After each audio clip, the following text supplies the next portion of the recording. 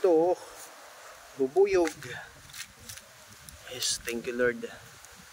Dito sa area namin merong ganitong bubuyog. Napakabihira na ng ganito. Sa ibang lugar dito sa Pilipinas meron na ito. Pero dito lang meron. Maraming salamat Lord. Tingnan nyo po. Ito ang pulot. Nakikita nyo po yan. Ayan po mga bilog-bilog na yan.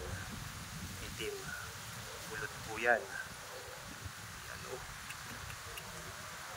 Maraming salamat Lord. Iyayaan mo po kami ng ganito. Paparamihin ko ito. Salamat Lord.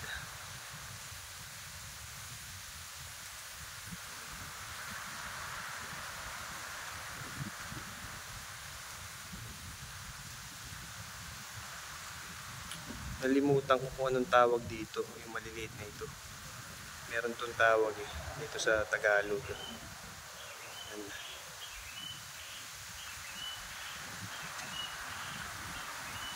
Dito lang